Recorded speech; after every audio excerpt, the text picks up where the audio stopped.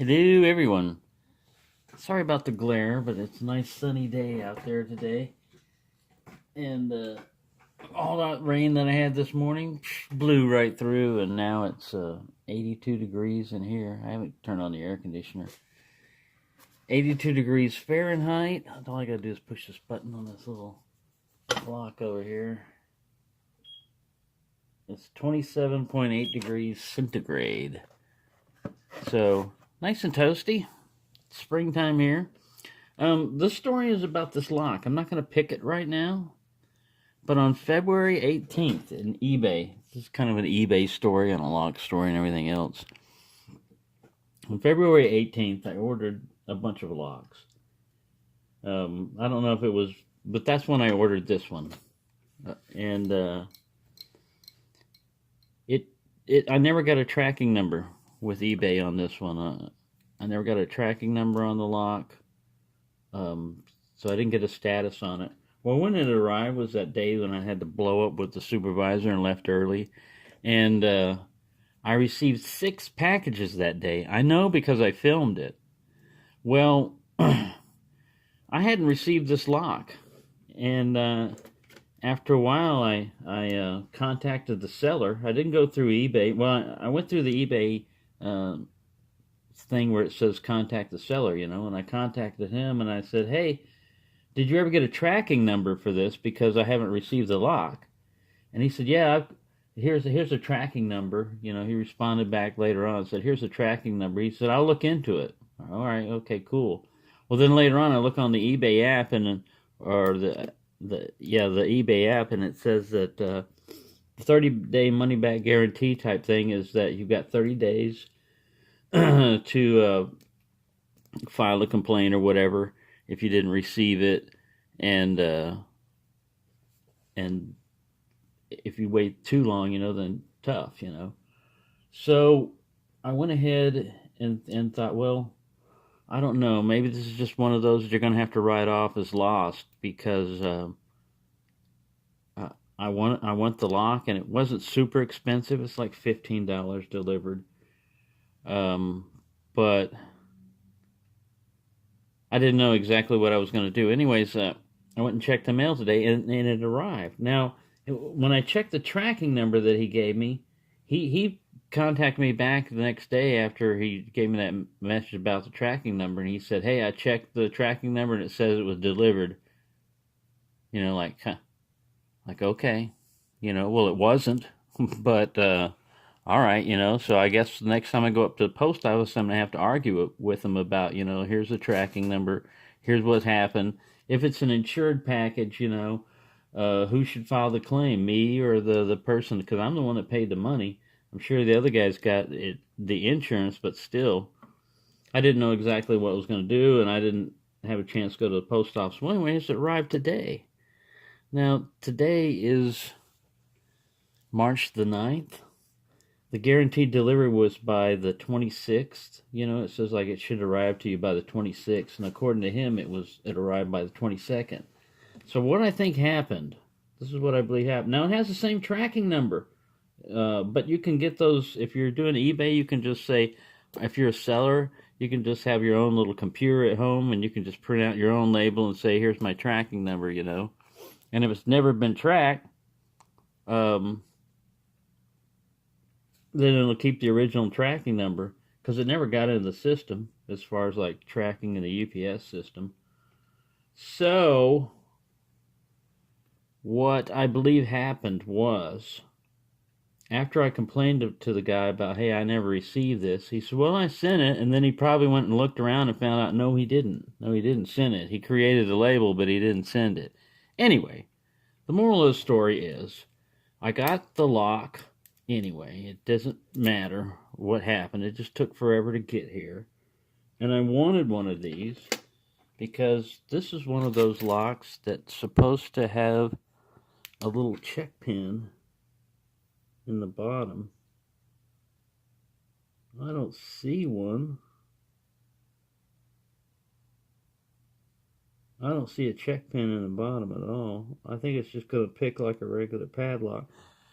But I saw that these military Waterbury, U.S. padlocks supposedly had just like a little simple check pin in the bottom of the keyway that you had to hit. You had to push down, or the cord wouldn't rotate. Now, I see pin stack holes all the way in the bottom of the keyway down here. See that? I see pin stack holes. Let's see if this guy will zoom in. There we go. Now we get a little light in here. And stay focused. Anyways, it'll be kind of hard to see, but yeah, there are drilled pin stack holes down there, but there's no pin at the end of the runway that you would have to pick to get it. Anyway, that's my story on this little lock here. Now, one other time with the screw extractors with the post office, this one was coming from China, and I never received it, and it didn't get a tracking number or anything, but it was listed as being delivered according to the post office thing, and I never got it. I went up there and complained to them about it, gave them a tracking number. They said they'd get back with me. They never did. About 2 weeks later, it appeared in the mailbox. So, and it hadn't been opened, and put in somebody else's mailbox, just like this one. This one hadn't been opened and put in somebody else's mailbox. It was in a regular packing thing, and it came with a little eBay bubble wrap and all that crap in it. So there you go, just a little story, just to let you know, if you order a bunch of locks like that one did, just keep track of what they are, and if you don't get a tracking number on there, right away contact them, because you want to be able to track your package.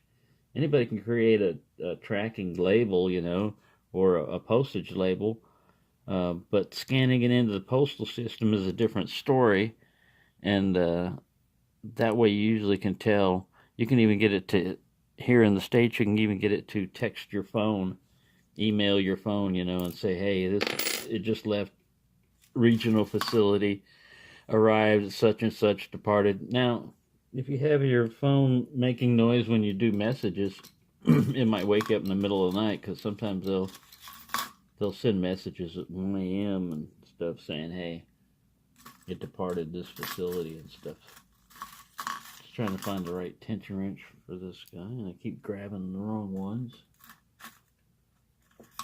There's a little tiny one.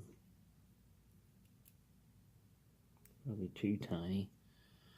I just want to see if he's going to be an easy pick.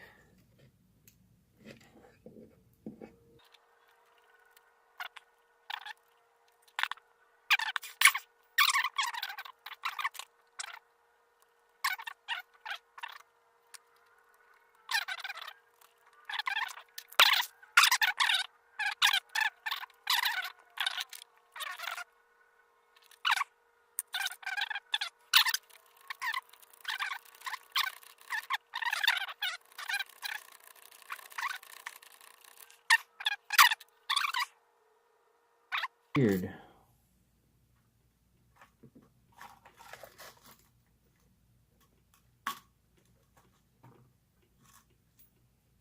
I don't know. I really don't know.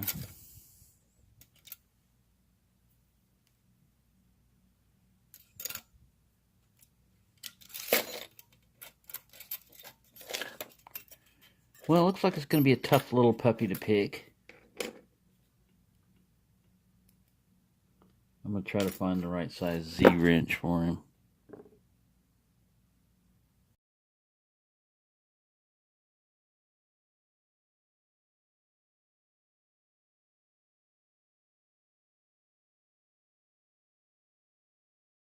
Hello, everyone. Hope everyone's doing well. Well, this is Saturday, and I just wanted to show you what I have left as far as challenge locks in the naughty bucket.